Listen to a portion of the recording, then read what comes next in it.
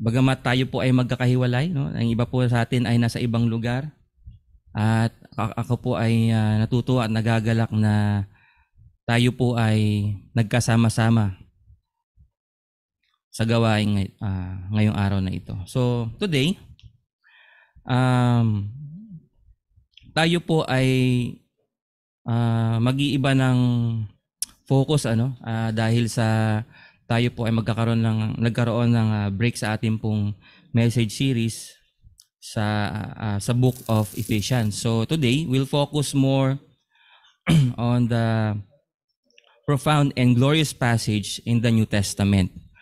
So somehow, this is the closest book that I know from Ephesians. So we will look on the book of Colossians in chapter 1, verse 15 to 20. So let's open our Bible and read with me in Colossians chapter 1, verse 15 to 20.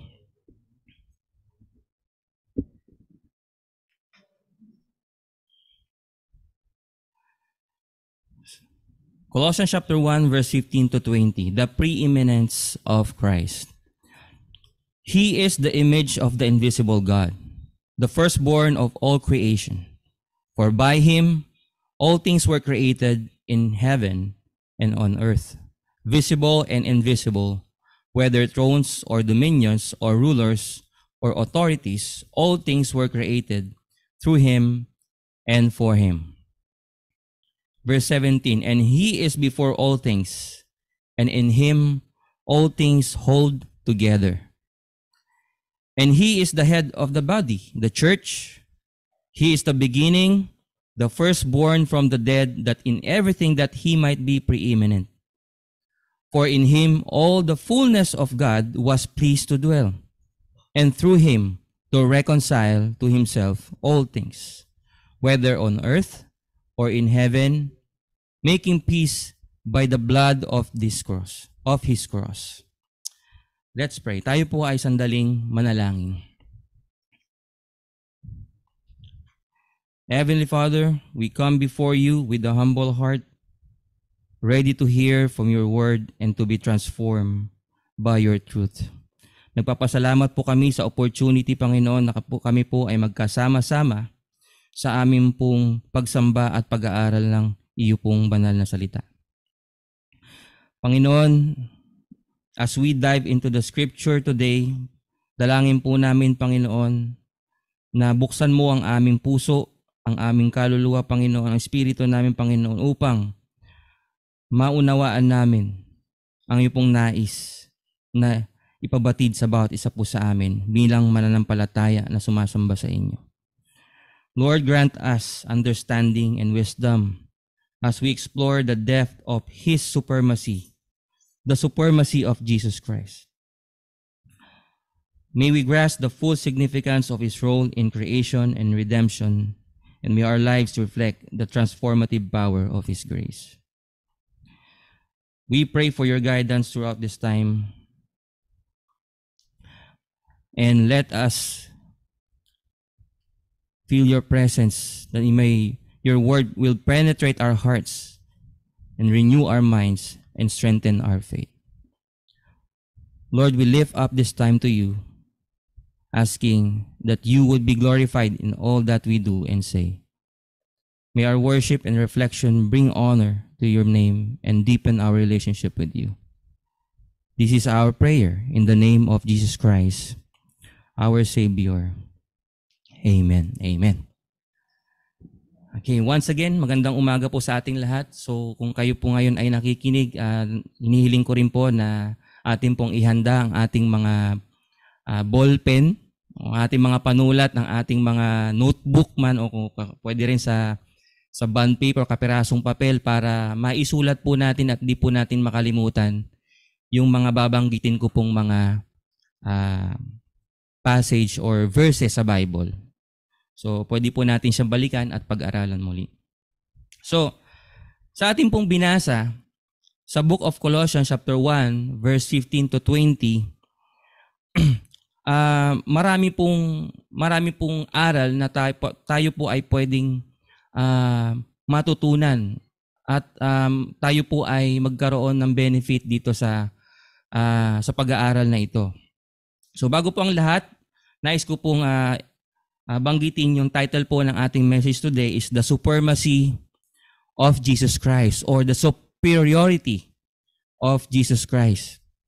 So, maikling paliwanag lang po sa background po ng ating pag-aaral ngayon. So, we started reading verse 15 to 20 but let me share to you the background of this verse. Bakit ito na isulat ni Paul sa mga taga-Colossians o sa church ng Colossian. So, si Paul po that time ay nasa ilalim ng house arrest in Rome. So, nakatanggap po siya ng report from Epaphras. Si Epaphras po is one of the overseer tagapangalaga ng simbahan sa Colossae. So, siya po ay naghatid ng isang report patungkol po sa pananampalataya ng simbahan sa mga taga-Colossae. But not only that, there was also disturbing news. Isang nakakabahalang balita na na-receive ni Paul. So there was also disturbing news na merong mga false teachers o maling katuruan na nagtuturo ng maling pagkakakilala kay Kristo. So they preach a Christ who was prominent but not preeminent. Kilala siya pero hindi siya superior o nakatataas sa lahat. These false teachers claim Jesus was one of many angelic emanations of God. These false teachers ultimately denied the deity and humanity of Christ. Okay, marahil sa kanilang pagtuturo, sa kanilang pagbabahagi ng kanilang katuruan ay nababanggit nila ang pangalan ni Kristo, ngunit sa kanilang mga turo ay dinideny nila ang pagka-Diyos sa katauhan ni Kristo. So ito pong maling katuruan na ito, this error about the person of Christ opened the door to confusion about the gospel to the church of Colossae and the Christian life of Colossian church. So marami pang mga haka-haka o katuruan na kumalat sa church ng Colossian. So none of these false teachings were promoted to rival Christ. Parang ano yan eh. To explain that well, parang yung magnanakaw, pumasok sa bahay mo nang hindi mo namamalayan. May nawawala na pala sa mga gamit mo sa bahay. Naalala ko rin nung maliliit pa kami, no? So ako hindi ako proud na ginagawa namin ito, yung dati nagbebenta kami ng ice, no? So yung mga pinagbebentahan ng yelo, naiipon niya yung mga barya sa ibabaw ng refrigerator ni mama. And then so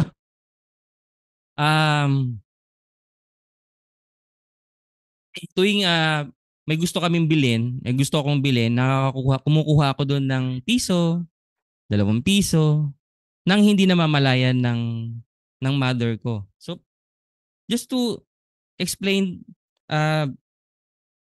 this, yung nangyayari sa Colossian Church, hindi nila napapansin na mali na pala ang kanilang pagkakaunawa patungkol kay Kristo. Dahil sa mga maling katuruan na pumapasok sa kanilang simbahan. Okay? Pinipresent ng mga false teachers na ito si Kristo, ngunit mali ang kanilang pagkaunawa. When Paul received this report, he was moved to write this letter. So that's why isinulat ni Paul ang Colossians chapter 1 verse 15 to 20 to declare to declare Christ's superiority or supremacy and sufficiency to all creation. Colossians chapter 1 verse 15 to 20 begins the body of the letter with a greeting. In chapter 1 verse 1 to 2, Paul greets the saints in verses 1 to 2. In verses 3 to 8, he gives thanks for the church. In verses 9 to 14, Paul prays for them.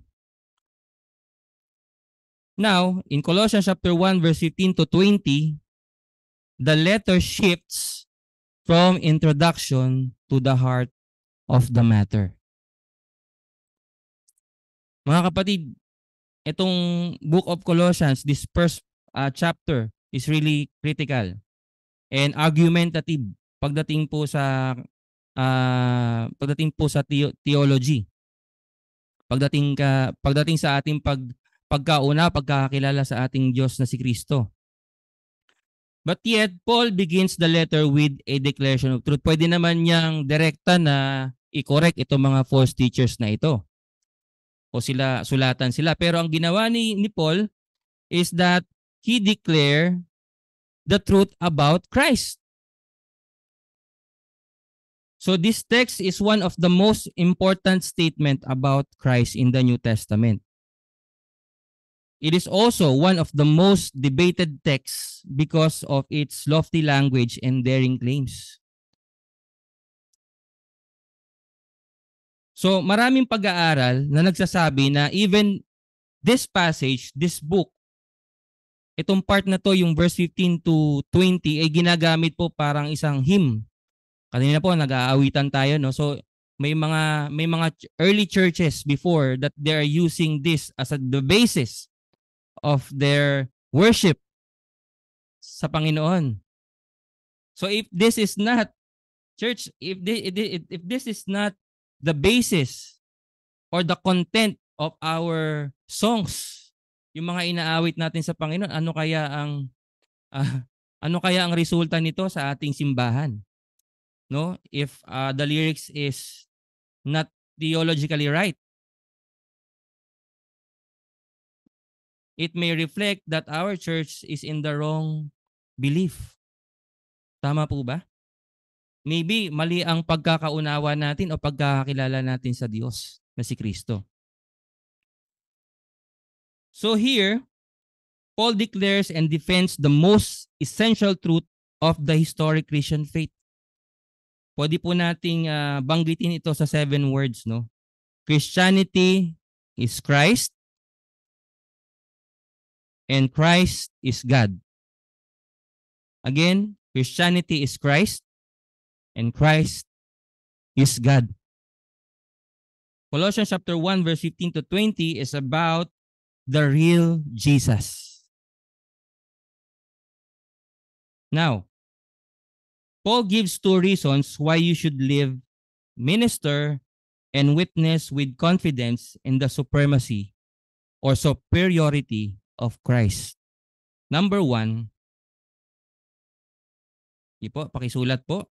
Number 1, Jesus Christ is supreme over all creation. Si Jesus Christ is supreme over all creation. Colossians chapter 1 verse 15. Paul says, He is the image of the invisible God. So this opening clause makes 2 affirmations. Una, sinabi ni Paul that God is invisible. Sige po, pakisulat po. God is invisible. This is the consistent teaching of the scripture. Sinabi rin po sa John chapter 4 verse 24. Jesus says God is Spirit. In 1 Timothy chapter 1 verse 17, tinawag ni Paul, no? Si God na King of ages, immortal, invisible, the only God. Now in 1 John chapter 4 verse 12, okay, diretso ang sinabi ni John, no one has ever seen God. God occasionally showed up in theophany. Ano yung theophany? Ito yung mga special and temporary appearances ng Panginoon noong Old Testament. pero no one or never God never revealed God's essential nature on those special and temporary appearances. So to make it short, God is invisible. Second, Paul affirms that Christ is the image of God. Now, ito medyo nagiging malinaw na siya. Christ is the image of God. So, ang Panginoon ay ang Diyos na hindi nakikita. Ngunit, sinabi naman ni Paul din, inaffirm din niya, that Christ is the image of God. Image translate the Greek term from which we get the word icon. So if you know the word icon, yan po yung ibig sabihin nun. Icon is the representation or manifestation of a thing. So in Exodus chapter 20 verse 4, ito po ay isa sa mga kautusan ng Diyos. You shall not make yourself a carved image or any likeness of anything that is in heaven above, or that is in the earth beneath, or that is in the water under the earth. So, no image man creates that can fully and faithfully represent God. Yet in Genesis chapter 1 verse 27, tingnan po natin sa Genesis chapter 1 verse 27. So God created man in His own image. In the image of God, He created him, male and female, He created them. Now, human beings are made in the image of God. So parang medyo mas parang nawindang tayo dito, no? So to make it clear, human beings like us are not rational beings with intellect, emotion, and volition. But we do not bear God's image essentially. We do not share God's attributes like eternality, immutability, omniscience, omnipotence, or omnipresence. Di tayo katulad ng Diyos. Oo, nilikha tayo ng Diyos sa kanyang imahe. Ngunit by nature, hindi tayo katulad ng Diyos. Romans chapter 3 verse 23 make it clear na tayo ay malayong malayo compared to God's nature. Anong sabi sa Romans chapter 3 verse 23? For all have sinned and fall short of the glory of God.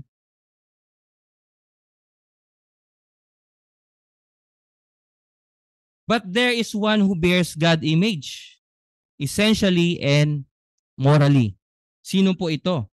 Nabanggit po tayo sa Colossians chapter 1 verse 15 na sa ating pong binasa, that He is the image of the invisible God. Jesus is the image of the invisible God, to make it direct, ano? So, ano ibig sabihin nito? It means that Jesus represents God. Kung hindi mo pa nakikita ang Diyos Ama, tumingin ka kay Kristo. Kahit naman ako, hindi ko pa nakita si Kristo eh. Kasi pag nakita mo si Kristo, ibig sabihin, hindi ka na, patay ka na. Okay? But, not only that, what I mean is, hindi tayo tumingin sa itsura niya. Tumingin tayo sa kanyang karakter, sa nature ni Christ. Kasi kung ano yung pagkakakilala natin kay Kristo, ay siya ring katulad ng Diyos Ama.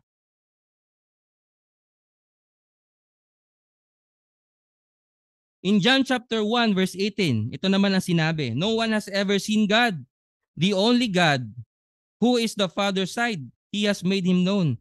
The final clause of this verse translate the Greek word exegesis. So, the word exegesis, it means to bring out of. Kadalasan pong ito ginagamit sa mga faithful preaching that exposes the meaning of the text rather than imposing human opinion on the text. So ito po ay ginagamit, itong word na exegesis ay ginagamit po ng mga tagapagturo upang ipaliwanag ang salita ng Diyos na hindi po galing sa sariling opinion. galing po sa salita ng Diyos. So, we as a teacher, malaki po talagang ang responsibilidad natin bilang tagapagturo to explain the text or the the word of God by its word of God. 'Di ba? Dapat word of God din yung pang-ano mo, yung pag-explain mo. Yeah. We prove it with the word of God. So John used it to declare that Jesus is the exegesis of God. So to explain kung sino ang Panginoong ang Ama, ang Diyos ang Ama, is he emphasized Jesus. To see what God is truly like, tumingin ka kay Kristo. If you wonder, ano kaya itsura ni God? Ano kaya yung nature niya? Hebrews chapter 1 verse 3.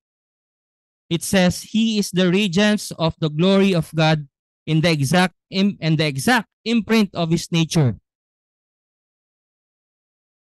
It also means that Jesus manifests God. So kung naalala niyo po sa Last Supper, sino po yung kumausap kay Kristo? No? In the Last Supper, Philip said, sabi niya sa John chapter 14 verse 9, doon po nabanggit yan. Tinanong po niya si Kristo, Lord, show us the Father, and it is enough for us. Pakita mo sa amin ang Diyos Ama. Okay na sa amin yun. Pero anong sagot ni Kristo? Sabi ni Kristo, have I been with you so long, and you still do not know me, Philip? Whoever has seen me has seen the Father. So how can you say, show us the Father? Right? Sa mga nakakilala po o nakakita na sa tatay ko, if you know me well, kung nakita nyo na po yung tatay ko, sasabihin mo na, ay, ayan, si Ogie, kamukha ng tatay niya. Kilala ko yun eh. Kasi kilala mo. Pero paano mo naman sasabihin na kamukha ko ang tatay ko kung hindi mo naman kilala ang tatay ko? Di ba? So, in this verse, na binasa po natin sa John chapter 14 verse 9, Jesus claims more than a resemblance to God, the Father. But also, He declares Himself to be God. Direct na sinabi ng Diyos, kung nakita mo na, kung hindi mo pa nakita ang aking Ama, kung nakita mo ko, para mo na rin nakita ang Ama. So, Jesus Christ is also declaring Himself to be God in the flesh. So, Warren Wiersbe wrote, and I quote him, sabi niya dito, nature reveals the existence, power, and wisdom of God. But nature cannot reveal the very essence of God to us. It is only in Jesus Christ that the invisible God is revealed perfectly. Sa pamamagitan lang ni Kristo ay mauunawa at makikilala natin ang Diyos Ama. In verse 15, babalikan po natin yan, sinabi po dito that He is the image of the invisible God, the firstborn of all creation. Now, there are some religious group o religion na ginagamit po ang verse na ito. At ang sinasabi po nila that Jesus is the first creature created by God. But for Paul, ano po sabi ni Paul? Christ created being it would kung si Paul ay umayon sa ganitong katuruan, so paano pa maging effective ang kanyang mga sinasabi? Now, the word firstborn does not refer to first in order. So parang kunwari yung halimbawa na lang yung unang anak na panganay. Kung literally yun lang po yung pagpapaliwanag natin. Firstborn is used here to speak of a rank. The firstborn son in a family had the birthright that gave him the lion's share of the inheritance and made him the head of the family. So maraming benefit kapag kauna kang anak, di ba? In Exodus chapter 4 verse 22, God instructed Moses to tell Pharaoh. He said, Israel is my firstborn son, to declare its special rank of the divine favor. In Psalms chapter 89 verse 27, God says of David, and I will make him the firstborn, the highest of the kings of the earth. But when Paul calls Jesus the firstborn of all creation, he is not claiming Jesus is the first thing created. Paul declares that Jesus is Lord over all creation. Again, Jesus is Lord over all creation. The Lord Jesus Christ created the world and sustained it. Jesus is the creator of the world. Paano po natin nasabi yan? Verse 16, it says, for by him all things were created in heaven and on earth, visible and invisible, whether thrones or dominions or rulers or authorities. All things were created through him and for him. This verse, on verse 16, explains verse 15. It describes Jesus' relationship to creation three ways. Una, Jesus is the source of creation. For by him, all things were created. So, sinong gumawa ng mundo? Who made the world? Sinong nag-create ng universe? Sino ang naglagay sa place ng mga planeta at ng mga magandang bituin sa kalangitan? Sinong naglagay? So every created things na nakikita natin sa paligid, na nawi-witness natin, it is marked by Jesus' power and superiority. Jesus is the originator, the architect, builder of all things. Jesus created the physical world. This is what Paul means nung sinabi niya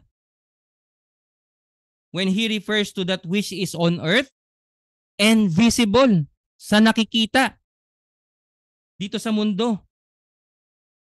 Now, Robert Gromacki commented, and I quote him, sabi niya, people should praise him when they view the minute of complexities of life through a microscope or the vastness of the universe through a telescope. Glory should be attributed to him, not to a series of angelic emanations, to an impersonal mother nature, or to an atheistic principle of evolution. Di ba po ba pag tumitingin tayo sa telescope at tinitingnan natin yung mga stars, namamangha tayo ng sobra? Ano po ba dapat response natin doon? Dapat pasalamatan natin ng Diyos na si Kristo, na lumalang ng lahat ng bagay sa mundo. Nilalang ng Panginoong Diyos na si Kristo ang mga magagandang bagay na nakikita natin at napapakinabangan natin. Likewise, hindi lang Jesus created the physical world. Jesus also created the spiritual world. This is what Paul means when he refers to what which is in what? Heaven and invisible. So Paul lists four categories of spirit beings created of Christ. By Christ. First is the thrones, right? Dominions, rulers, authorities, lahat ng bagay na hindi nakikita natin. There is no need to explain this or distinguish this one by one. Ang ibig sabihin lang po nito, all these things or the spirit beings in the unseen world. The point is that Christ created them all. Ang Diyos po na si Kristo ang lumalang ng mga bagay na ito. Now, the false teachers in Colossae claim Jesus was an emanation of God, derived from the generations of angels. Nagaling lang siya sa lahi ng mga anghel. Even the evil angels aligned with Satan are under the sovereign authority of Christ, if you don't know. Kahit ang mga anghel at ang mga nagrebelde na mga anghel at saka si Satan ay under ng authority ni Christ. That's the truth. Secondly, Paul says that Jesus is the agent of creation. All things were created through Him, sa pamamagitan ni Kristo. John chapter 1 verse 3, sinabi dito that all things were made through Him, and without Him was not anything made that was made. Walang bagay na nalikha ng Diyos kundi lang sa pamamagitan ni Kristo Jesus. Hebrews chapter 1 verse 1 to 2. It also said that long ago at many times and in many ways God spoke to our fathers by His prophets. But in the last days He has spoken to us by His Son, whom He appointed the heir of all things, through whom He also created the world. Thirdly, Jesus is the goal of creation. Ano nga bang purpose? Bakit nalikha ang lahat ng bagay sa mundo? All things were created through Him and for Him. Not only that Jesus Christ, not only that the world or everything that we see are created through Christ, but also for Christ. Para lang sa Kanya. The created order exists for Christ. So whatever exists for His pleasure, so lahat ng bagay na ito ay para sa pleasure, purpose, and glory ni God. Philippians chapter 2 verse 9 to 11. Therefore, God has highly exalted Him and bestowed on Him the name that above every name, so that at the name of Jesus, every knee should bow in heaven and on earth and under the earth, and every tongue confess that Jesus Christ is Lord, to the glory of the Father. Amen?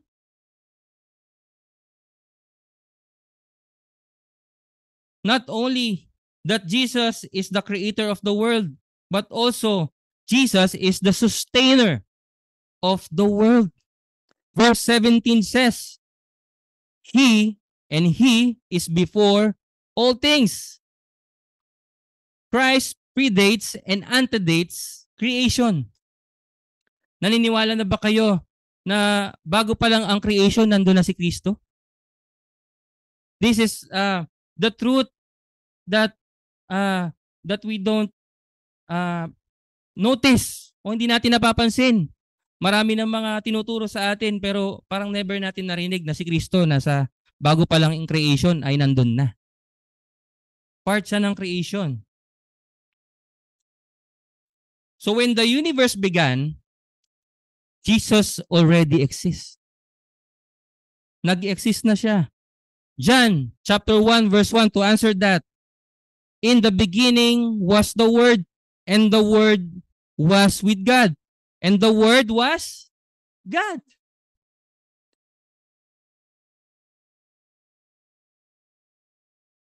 Some of the unbelieving Jews wanted to know when that time Jesus Christ said that before Abraham, I am. Sino to? Hindi ka nga 50 years old. Paano mo, hindi ka pa nga 50 years old, 30 years old ka lang o 33. Paano mo nalaman na paano ka nabuhay bago pa si Abraham? So dapat mga ano ka na, sobrang tanda mo na. Anong sagot ni Kristo, ni Jesus? John chapter 5 verse 58. Jesus answered, Truly, truly, I say to you, before Abraham was, I am.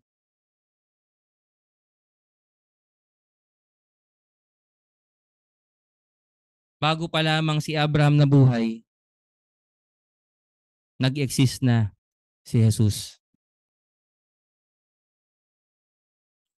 Now, I remember listening to one of the great preacher. And then nung nasa 7th grade daw siya, yun yung first time na encounter niya one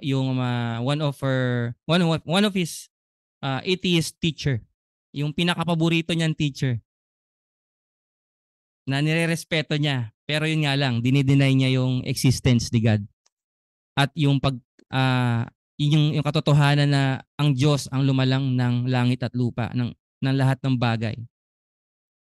And one of his classmates stood up and quote Genesis 1:1. So ang ginawa ng teacher, gumamit siya ng scientific explanation to shut up that classmate. Okay? But on the back of his mind, sabi niya, sana kung may tapang lang ako na sabihin na hindi naman talaga kayang i-explain ng science ang lahat ng tanong. Hindi lahat kayang sagutin ng science ang lahat ng katanungan natin. Sana kung meron lang akong tapang sabihin yon.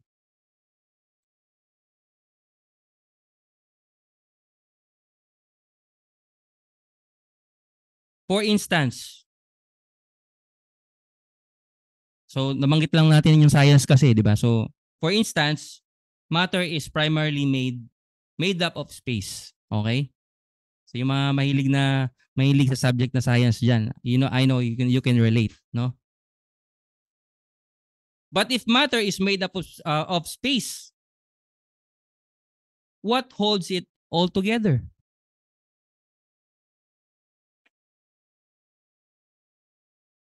Even the scientists struggle to answer that question. Walang sagot actually. Wala silang sagot. Diyan. But there is an answer. What is that? Verse 1. Colossians chapter 1, verse 17. Anong sabi? And He is before all things, and in Him all things hold together. Jesus did not create the world to let it run on its own. Paanong hindi nagbabanggaan ang mga planeta?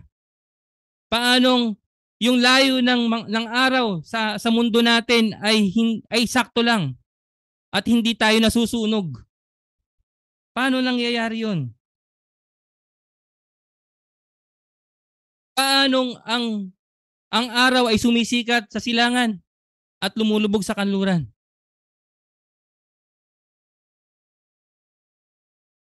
Paano tayo nagkaroon ng apat na season na kusang humihinto ito at nagpapalit-palit? Imposibleng walang nagko-control nito, mga kapatid. Bakit ang mga halaman lumalago, ang mga bulaklak, pero dumarating yung time nalalagas din? Kahit ano pang pag-alaga mo diyan, namamatay din.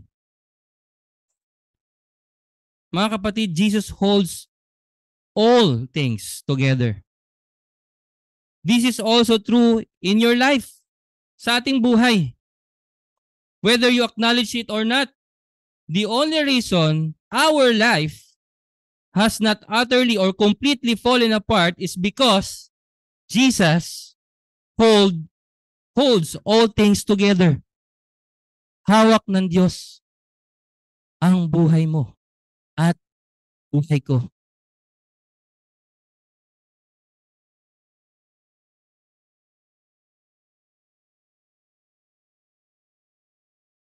Now, let's go to the second part of our sermon today.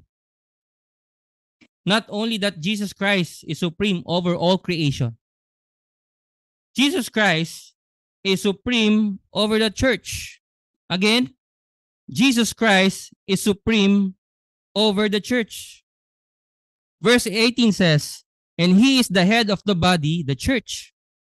He is the beginning, the firstborn from the dead, that in everything he might be preeminent or superior. This verse ascribes three titles to Christ.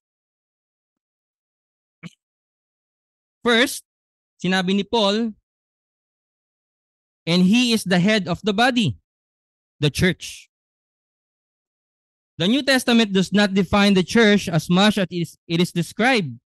It describes the church as an army, bride, flock, family, and temple. But the primary metaphor for the church is body. Bakit kaya body? Why is that the primary metaphor for the church is body?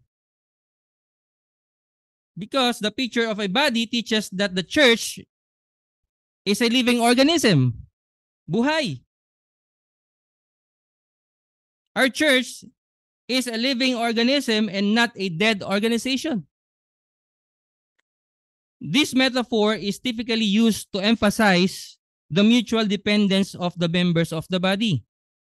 So ang total dependency natin ng ating church na mga mananampalataya ay ang Diyos na si Kristo. Siya ang head.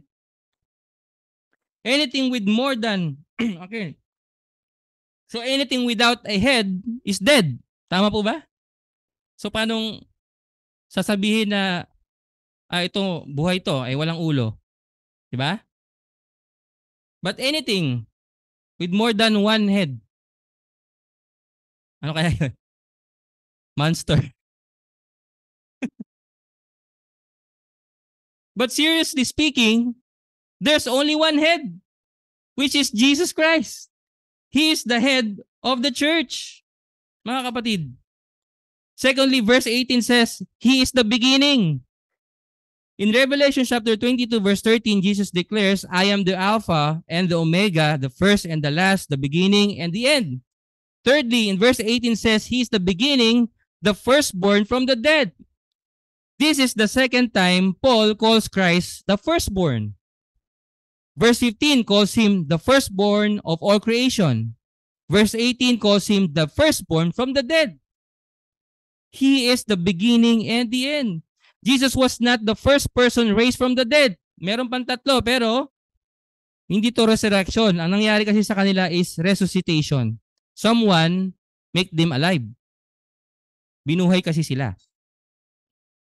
And eventually, until now, they are dead. Right? Revelation chapter 1, verse 17 to 18.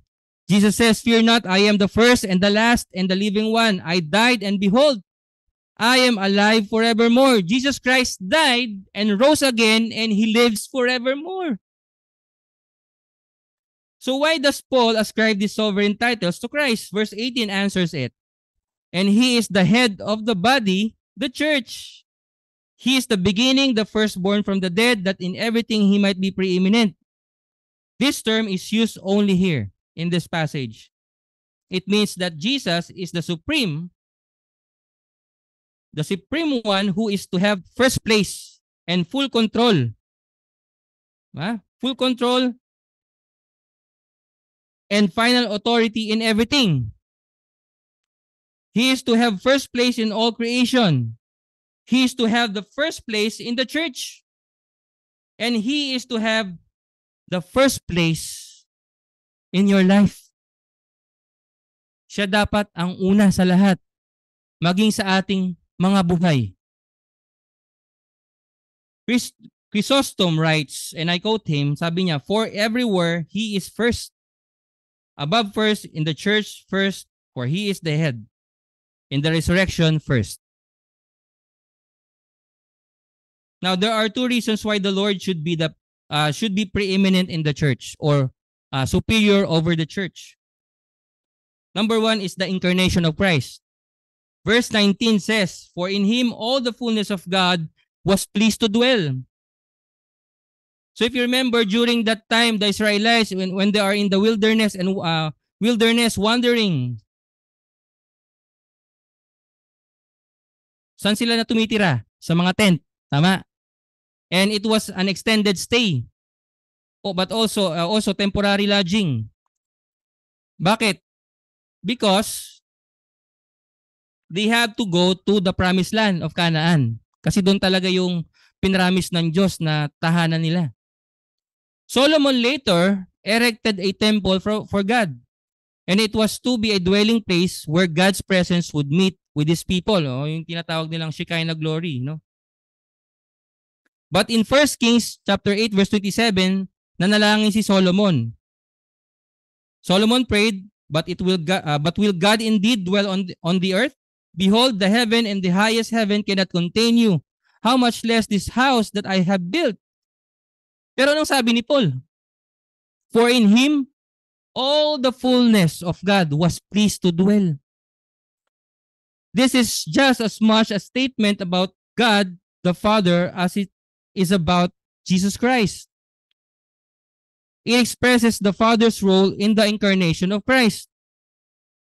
The Father chose to dwell in the Son. John chapter 1 verse 14. It says that, and the Word became flesh and dwelt among us, and we have seen His glory, the glory as of the only Son from the Father, full of grace and truth. God dwelt among us in the person of Christ. It pleased the Father to dwell in Christ. In Matthew chapter 3 verse 17, God the Father declared, "This is my beloved Son, with whom I am well pleased." Moreover, it pleased the Father that all the fullness of God would dwell in Christ. Hindi na natin kailangan Shekinah glory. Right? We have Jesus Christ. We have Jesus in our life. Colossians chapter 2 verse 9 to 10, for in Him the whole fullness of deity dwells bodily, and you have been filled in Him, who is the head of all rule and authority. The supremacy of Christ is inextricably tied to the sufficiency of Christ. If Jesus is the fullness of the Godhead bodily, we are complete in Christ. Mga kapatid, kumpleto na tayo kay Kristo Jesus. There is nothing lacking in our salvation. Walang kulang. Jesus is everything that we need. Mga kapatid, lahat. Ang dami nating concern sa buhay natin. Ang dami nating alalahanin. But the truth is, Jesus is all we need. Si Kristo lang. Kumpleto na tayo. Second, the reason why Jesus should be preeminent in the church. Because the atonement of Christ. The atonement of Christ, verses 19 to 20, for in Him all the fullness of God was pleased to dwell, and through Him to reconcile Himself to all things, whether on earth or in heaven, making peace by the blood of His cross. So reconciliation assumes na merong nasirang relasyon. Pag may reconciliation, nababanggit yung salitang reconciliation, ibig sabihin may nasirang relasyon at kailangan itong buuin ulit. This is the human predicament. Sin has severed our relationship and separated us from God. When the first man, Adam and Eve, sinned against God, they declared war on God. Naging kaaway tayo ng Diyos. But God sought Adam and Eve and provided a covering for their sins. This continues to be God's loving disposition toward rebellious sinners like us. God seeks to be reconciled to sinners, and God has provided the means of reconciliation. How come na tayo isang makasalanan, still God provided for us? 1 Timothy chapter 2 verse 5 to 6 says, "For there is one God, and there is one mediator between God and men, the man Christ Jesus, who gave Himself as a ransom for all." Nag-provide pa siya ng paraan upang tayo ay maligtas sa ating mga kasalanan, mga kapatid. Note that the scope of this divine reconciliation to reconcile to Himself all things This little word, the word all, shows up in every verse of this text. Napansin nyo ba? Halos lahat ng verses na ito nabanggit yung word na all to emphasize God's superiority, Jesus Christ's superiority over all. Verse 15, sabi niya rito, the firstborn of all creation. Verse 16, by Him all things were created. Verse 17 says, and He is before all things, and in Him all things hold together. Verse 18, that in everything, all things, ibig sabihin all things, He might be preeminent. Verse 19, for in Him all the fullness of God was pleased to dwell. Verse 20, through Him to reconcile all things to have Himself, to Himself, whether on earth or in heaven. Tayo pa rin yung na-benefit ng lahat. Sinners are the beneficiaries of the reconciling work of Christ. The work of God in Christ. So is everything on earth and in heaven. Lahat. All things are reconciled to God in Christ. Pero hindi ibig sabihin nito na yung mga unrepentant sinners o yung mga makasalanan na hindi nagsisisi ay kasama doon. Siyempre hindi. Right? But everything in heaven and on earth will be ultimately consummated according to God's good pleasure through Christ. So how is it possible? Verse 20 says, and through Him to reconcile to Himself all things, whether on earth or in heaven, making peace by the blood of His cross. By the blood of His cross, by the blood of Christ.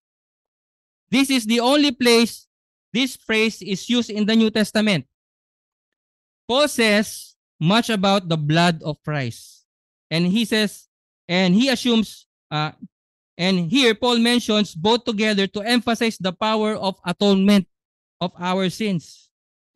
The blood of Jesus accomplished this all. Wala pong solusyon dito kung sa pamamagitan lamang po ng dugo ni Kristo. Doon lamang po mababayaran ang ating mga kasalanan. This is the good news of the Lord Jesus Christ, and I will end on this passage. And on this verses, 2 Corinthians chapter 5, verse 20 to 21, it says that therefore we are ambassador for Christ, God making His appeal through us. We implore you on behalf of Christ, be reconciled to God. For our sake, He made Him to be sin who knew no sin, so that in Him we might become the righteousness of God. We are naturally sinners and we deserve to go to hell. Deserve po natin mapunta ng impyerno. Pero dahil sa pag-ibig ng Diyos, ibinigay niya ang kanyang bugtong na anak ni si Kristo upang kung sino man ang manampalataya sa Kanya ay hindi na hinahatulan mapahamak at mapunta sa impyerno kundi magkaroon ng buhay na walang hanggan.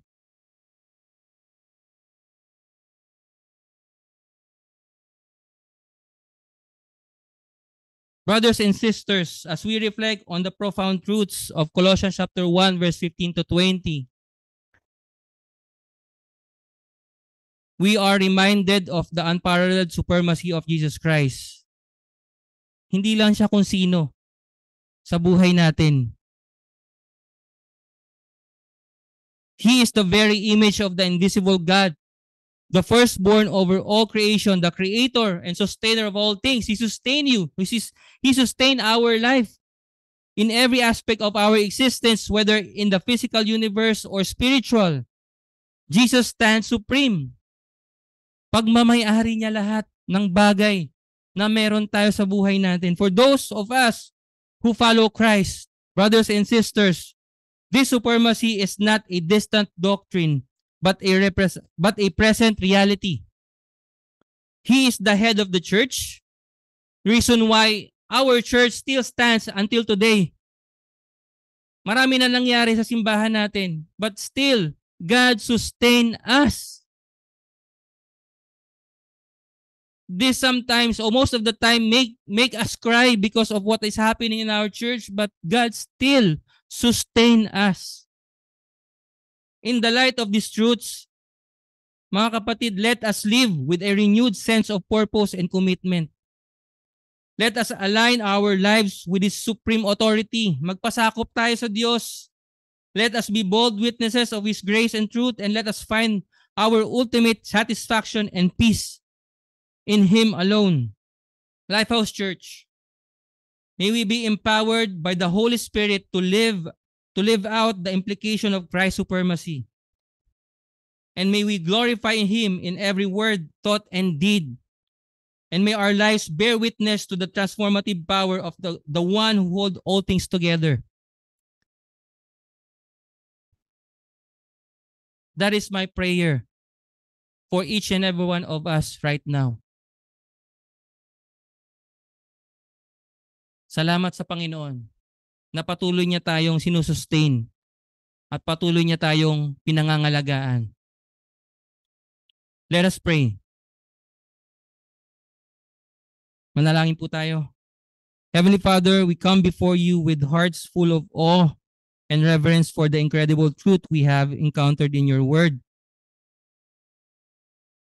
Thank you for revealing us the supremacy of Jesus Christ. Panginoon, nagpapakumbaba po kami sa inyo.